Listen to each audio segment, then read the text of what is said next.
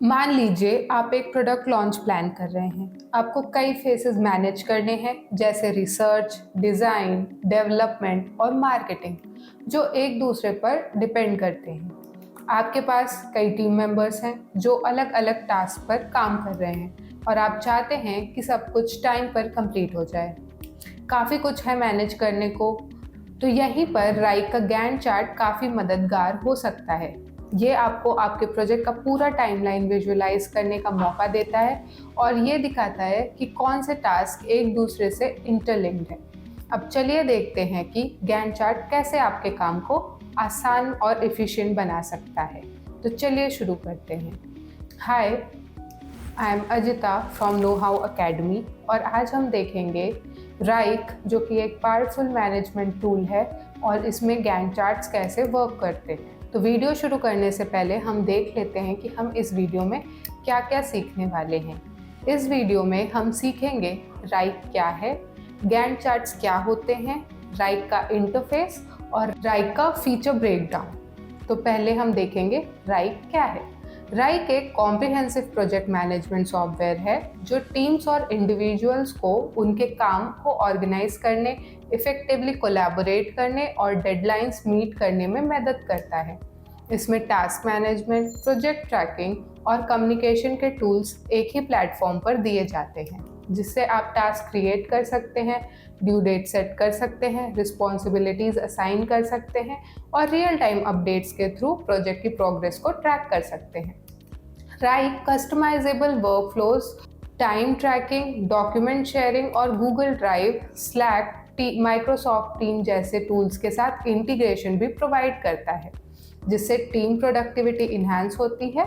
और चाहे आप छोटे प्रोजेक्ट या किसी कॉम्प्लेक्स कैंपेन में काम कर रहे हो, राइक हर तरीके के प्रोजेक्ट में हेल्प करता है। अगला हम देखेंगे गैंट चार्ट्स क्या होते हैं। गैंट चार्ट एक तरह के बार चार्ट हैं जो प्रोजेक्ट मैनेजमेंट में यूज होता है, जिसमें प्रोजेक्ट के टाइमलाइन को विजुअली रिप्रेजेंट किया जाता है। इसमें टास्क को एक हॉरिजॉन्टली टोटल टाइमलाइन पर दिखाया जाता है, जहां हर टास्क को एक बार के रूप में दिखाया जाता है और उसकी लेंथ टास्क के ड्यूरेशन को रिप्रेजेंट करती है। गैंट चार्ट्स प्रोजेक्ट मैनेजर्स को प्रोजेक्ट को प्लान और शेड्यूल करने, तो उसकी प्रोग्रेस मॉनिटर करने और इंश्योर करने में मदद करते हैं कि टास्क टाइम पर कंप्लीट हो जाए। ये डिपेंडेंसीज को भी दिखाते हैं, जो ये बताता है कि कौन सा टास्क पहले कंप्लीट करना ज़रूरी है, जिससे कि दूसरे टास्क को स्टार्ट किया जा सके। गैंट चार्ट्स कॉम्प्लेक्स प्रोजेक्ट्स को ट्रैक करने के लिए काफ़ी पावरफुल टूल हैं, जो इंश्योर करते हैं कि सभी टीम मेंबर्स डेडलाइंस और माइलस्टोन्स के साथ अलाइंड रहें। तो हम देखते हैं अब राइक का इंटरफेस। तो आप सिंपली सर्च इंजन पे जाके राइक टाइप करेंगे तो आपको राइक की वेबसाइट मिल जाएगी, जिस पे आप क्लिक करके राइक के अकाउंट में लॉगिन कर सकते हैं। जैसे कि आप यहाँ लॉगिन करेंगे या ट्राई लॉगिन फॉर फ्री पे भी क्लिक करते हैं तो आपका राइक खुल जाता है। मेरा राइक ऑलरेडी लॉग्ड इन है, तो पहला पेज आपको ऐसा दिखेगा, जो कि आपका लेटेस्ट प्रोजेक्ट का पेज है। तो अगर आप इसके इंटरफेस को देखें तो राइक हमें इनबॉक्स में आपके सारे नोटिफिकेशंस दिखाता है, आपको रिक्वेस्ट फॉर्म, वर्कलोड और टाइम शीट जैसी फीचर्स को दिखाता है। अगर आप और भी व्यूज़ देखना चाहें तो ये आपको dashboards, reports, my to do list, calendars ऐसी चीज़ें भी प्रोवाइड करता है। ये आपको फीचर्स ऑफ आईटी भी देता है। यहाँ पे आप सिंपली चेक कर सकते हैं कि आपको क्या क्या चाहिए, जैसे कि रिक्वेस्ट क्या आप किस चीज़ को इंटीग्रेट कर सकते हैं, आप कैसे चीज़ों को ऑटोमेट कर सकते हैं, अप्रूवल्स दे सकते हैं, डैशबोर्ड्स बना सकते हैं, वर्कलोड को मैनेज कर सकते हैं, टाइम शीट्स देख सकते हैं और गैंट चार्ट का व्यू भी ले सकते हैं, जिससे कि आपका प्रोजेक्ट ईजिली मैनेज हो जाए। तो चलिए अब हम टास्क क्रिएट करते हैं और प्रोजेक्ट को फिल करते हैं और चेक करते हैं कि कैसे हम राइक के फीचर्स का ब्रेकडाउन देख सकते हैं। राइक के गैंट चार्ट का सबसे अच्छा फीचर ये है कि ये सेटअप करना काफ़ी इजी है। जैसे कि अगर मैं अपने प्रोजेक्ट पे जाऊं तो मेरे पास अभी 2 प्रोजेक्ट्स हैं, तो मैं चेक करूंगी प्रोडक्ट लॉन्च, बट उससे पहले मैं आपको दिखाना चाहती हूँ आप अपना प्रोजेक्ट कैसे बना सकते हैं। तो अगर आप स्पेस में जाएंगे तो यहाँ पर आपको प्रोजेक्ट्स एंड फोल्डर्स दिखेगा, जहाँ पे आप अगर प्लस पे क्लिक करते हैं तो आप यहाँ पे इजीली अपना प्रोजेक्ट या अपना फोल्डर क्रिएट कर सकते हैं। तो अगर आपको प्रोजेक्ट क्रिएट करना है तो वहाँ पे आप अपने टास्क को मैनेज कर सकते हैं। वहीं अगर आप एक फोल्डर क्रिएट कर रहे हैं तो उसमें आप चीज़ों को कैटेगराइज कर सकते हैं और अपने प्रोजेक्ट्स को ऑर्गेनाइज कर सकते हैं, जिससे कि आपको फ्यूचर में उसकी नीड पड़ने पर आप ईजिली उसको ट्रैक डाउन कर सकें। तो यहाँ पे अगर हम आपके प्रोजेक्ट का नाम दें सॉफ्टवेयर डेवलपमेंट और इसे हम फिलहाल मैं अपने आप को असाइन करती हूँ। अगर आपको किसी और को कराना है तो आप उसको सर्च पीपल से देख सकते हैं या ईमेल के थ्रू असाइन कर सकते हैं। हम इसकी स्टार्ट डेट रखेंगे आज की, इसकी ड्यू डेट डालेंगे 70। आप इसका बिलेबल या नॉन बिलेबल टाइप भी सेलेक्ट कर सकते हैं। इसका बजट हम डाल देंगे $500। आप चाहे तो आप इसको पर्सनल लोकेशन पे रखें या किसी और लोकेशन को जो आप अपने स्पेस में ऐड कर सकते हैं। उसके बाद आप इसका डिफ़ॉल्ट व्यू क्या रखना चाहते हैं, table, board, Gantt chart, calendar, files या फिर चार्ट। और आप इसकी शेयरिंग कैसे करना चाहते हैं, आप इसको प्राइवेट रखना चाहते हैं, कुछ पर्टिकुलर मेंबर्स के साथ शेयर करना चाहते हैं या फिर आप अपनी टीम के साथ शेयर करना चाहते हैं, तो आप उसको भी सेलेक्ट कर सकते हैं। फिर जैसे ही आप क्रिएट पे क्लिक करेंगे आपका प्रोजेक्ट बन जाएगा और आपके प्रोजेक्ट्स में आ जाएगा। तो जैसा कि आप देख सकते हैं अभी इसमें कुछ भी नहीं है। तो अब हम मूव करेंगे प्रोडक्ट लॉन्च में, जहाँ पे मैंने ऑलरेडी कुछ आइटम्स बना सकते हैं तो बना रखे हैं, जहाँ से हम इजीली आगे के फीचर्स को चेक कर सकते हैं। तो जैसे ही मैं प्रोडक्ट लॉन्च पे जाती हूँ, यहाँ पर हमारे पास ऑलरेडी 6 तरीके के आइटम्स हैं। तो आइटम्स एक तरीके के टास्क होते हैं जहाँ पे आप अपना एक नाम दे सकते हैं जो कि आपको आपके टास्क को कैटेगराइज करता है। जैसे कि मैंने यहाँ पे research phase, design phase, development phase, marketing phase और कंटेंट क्रिएशन दे रखा है। तो प्रोडक्ट लॉन्च से पहले क्या क्या चीज़ों की रिक्वायरमेंट होती है उसके बेसिस पे मैंने कुछ नाम प्रोवाइड कर रखे हैं। अब मान लीजिए आपके रिसर्च फेज में आपको नेक्स्ट स्टेप क्या होगा, तो रिसर्च के बाद एनालिसिस फेज आएगा जिसमें कि आपकी 2 टीम्स हो सकती हैं। आप रिसर्च करके उन चीज़ों को एनालाइज कर सकते हैं। फिर एनालिसिस के हिसाब से आप डिज़ाइन के में मूव करते हैं, डिज़ाइन के बाद डेवलपमेंट के बाद आप एक और फेज़ यूज़ कर सकते हैं। तो जैसे कि डेवलपमेंट फेज़ आया, अब मान लीजिए इसके बाद हमें डेवलपमेंट में कुछ और करना है, जैसे कि प्रोडक्ट की टेस्टिंग। तो हम इसमें डिपेंडेंसी या फिर सब टास्क ऐड कर सकते हैं। तो चलिए देखते हैं कैसे। अगर मैं इन 3 डॉट्स पे क्लिक करूं तो यहाँ पे मुझे डिफरेंट ऑप्शंस दिखाए जाते हैं, जैसे कि इस पर्टिकुलर आइटम की डिटेल्स, इसको अगर मैं न्यू टैब में खोलना चाहूँ, इसकी लिंक, इसमें अगर कुछ टू डू करना है, इसको रीनेम करना है या इसका स्टेटस चेंज करना है। तो मान लीजिए मैं इसको इन प्रोग्रेस डालना चाहती हूँ, तो यहाँ पे आपका स्टेटस बदल जाता है। पर अभी हमारा मेजर काम है इसमें सब टास्क ऐड करना।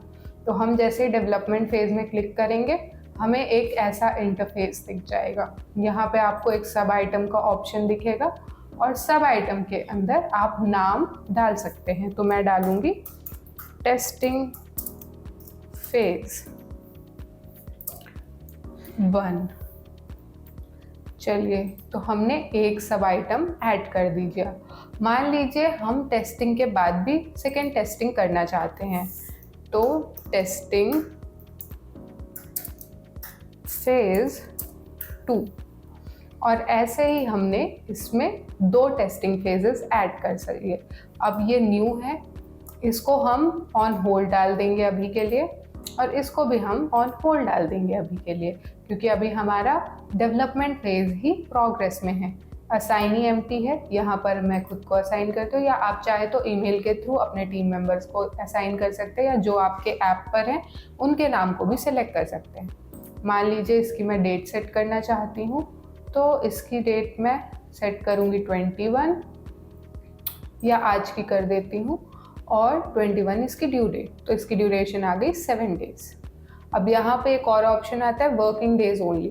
तो वर्किंग डेज ओनली में आपका सैटरडे और संडे एक्सक्लूड हो जाता है, बट अगर मैं ये ऑप्शन हटा दूँ तो ये इन दिनों को भी काउंट करेगा।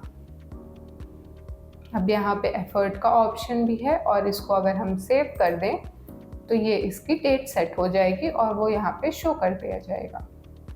तो इस तरीके से आप टास्क और सब टास्क ऐड कर सकते हैं। अब मान लीजिए आपके डिज़ाइन फेज में भी आपको कुछ ऐड करना है, जैसे कि डिपेंडेंसीज। तो यहाँ पर आप ऐड डिपेंडेंसी के ऑप्शन में जाएंगे और आप प्रेडिसेसर जो कि है आपका एनालिसिस फेज, कि बिना एनालिसिस के आप डिज़ाइन नहीं करेंगे। दूसरा आपका सक्सेसर, कि आप डिज़ाइन के बाद क्या करना चाहते हैं, तो आप डेवलपमेंट फेज डालेंगे। तो ये मेक श्योर करेगा कि आपका डिज़ाइन फेज एनालिसिस और डेवलपमेंट फेज के बीच में आए। और इस तरीके से आपने यहाँ पे डिपेंडेंसी ऐड कर दी।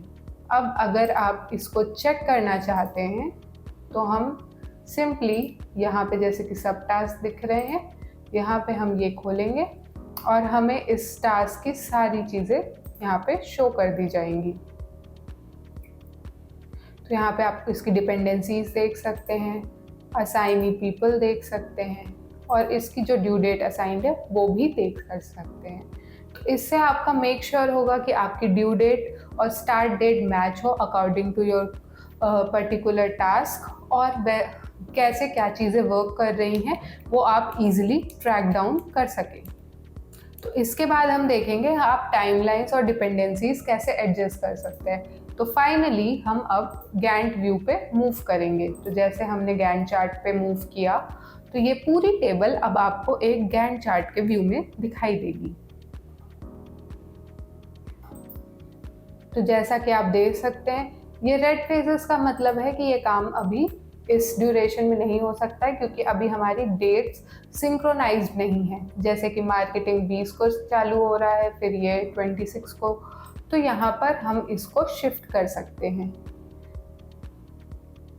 और इसी को हम बोलेंगे आपकी एडजस्टिंग टाइमलाइंस। तो मान लीजिए मैंने इसको एडजस्ट किया विच इज़ लाइक दिस, तो हम इसको एक्स्ट्रा स्ट्रेच नहीं करेंगे और ये पर्टिकुलर चीज़ आपके टाइमलाइन में आ गई। जैसे कि राइट अ ब्लॉग आपका एक सब टास्क है और कंटेंट क्रिएशन आपका मेन टास्क है। कंटेंट क्रिएशन के अंदर ही आपका सब टास्क आना चाहिए, नहीं तो इस तरीके से वो दिखेगा। अब जैसे कि मार्केटिंग फेज, तो मार्केटिंग फेज की डेट असाइन है 20, जबकि आपके उसके पहले की चीज़ें ऑलरेडी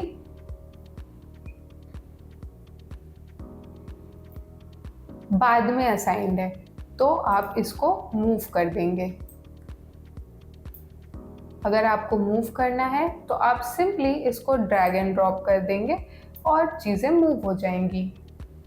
तो इस तरीके से आप अपनी चीज़ों को सिंपली टाइमलाइन पे मूव करके, तो बेसिकली आप यहाँ से चीज़ें फिल्टर आउट कर सकते हैं उसकी प्रोग्रेस के हिसाब से, स्टेटस ग्रुप के हिसाब से, ड्यू डेट के हिसाब से और स्टार्ट डेट के हिसाब से। तो इस तरीके से राइक एक अच्छा फीचर है आपके टास्क को कस्टमाइज करने के लिए और स्पेसिफिक टीम मेंबर को चीज़ें असाइन करने के लिए। हमने ऑलरेडी देखा कि गैंट चार्ट कैसे आपकी टाइमलाइंस को विजुअली रिप्रेजेंट कर देता है और आपके प्रोजेक्ट को ज़्यादा विजिबल बनाता है, और इस तरीके से आपकी ट्रैकिंग और रिपोर्टिंग भी इजी हो जाती है। ट्रैकिंग एंड रिपोर्टिंग के लिए आप इसका डैशबोर्ड का ऑप्शन भी देख सकते हैं, जहां पर आपको सारे task, active projects, overdue task, approvals और आपको क्या क्या करना है सब कुछ एक ही जगह पे दिख जाएगा। और ये चार्ट को ऑटोमेटिकली भी अपडेट कर देता है, जैसा कि हमने देखा, और उसी तरीके से आपका डैशबोर्ड भी अपडेट होता रहता है जैसे कि आपके प्रोजेक्ट में काम चलता रहता है। अगला अगर हम देखें कोलैबोरेशन और टीम वर्क, तो हम जाएंगे अपने प्रोजेक्ट पे और अगर हम सिंपली एक टास्क को चेक करें तो यहाँ पर आपका ये विंडो खुलता है जिसमें आप मैसेज कर सकते हैं, जैसे कि ऑलरेडी यहाँ पर हैं कुछ मैसेजेस। आप टीम मेंबर्स को मेंशन कर सकते हैं, उनके व्यूज़ ले सकते हैं, चीज़ों को अटैच कर सकते हैं। फॉर एग्जांपल अगर आप मोर पे क्लिक करें तो यहाँ पे चीज़ें दिख जाती हैं, बट वहीं अगर आप यहाँ पे अटैचमेंट्स में व्यू करें तो आप डिफरेंट टूल से भी चीज़ों को अटैच कर सकते हैं, ताकि आप सिंपली लोगों के साथ कोलैबोरेट करें और एक ही जगह पे सारी कम्युनिकेशन हो जाए, जो कि टीम वर्क के लिए बहुत इंपॉर्टेंट है। तो ये था राइका गैंट चार्ट का क्विक टूर। चाहे आप टास्क ट्रैक कर रहे हो, डिपेंडेंसीज मैनेज कर रहे हो या अपनी टीम के साथ कोलैबोरेट कर रहे हो, ये फीचर प्रोजेक्ट प्लानिंग के लिए एक गेम चेंजर है। मुझे उम्मीद है कि आपको ये ब्रेकडाउन हेल्पफुल लगा होगा। इसी के साथ हम वीडियो एंड करने से पहले देख लेते हैं कि हमने इस वीडियो में क्या क्या देखा। तो हमने इस वीडियो में देखा राइक क्या है, गैंट चार्ट्स क्या होते हैं, राइक का इंटरफेस और feature breakdown of Wrike. Thanks for watching. अगर आपको ये वीडियो हेल्पफुल लगा हो या आपके पास कोई क्वेश्चंस हो तो उन्हें कमेंट सेक्शन में लिखें, हमें खुशी होगी उनका जवाब देने में। और हमारे YouTube channel no how academy को चेक करना ना भूलें ऐसी ही वीडियोस।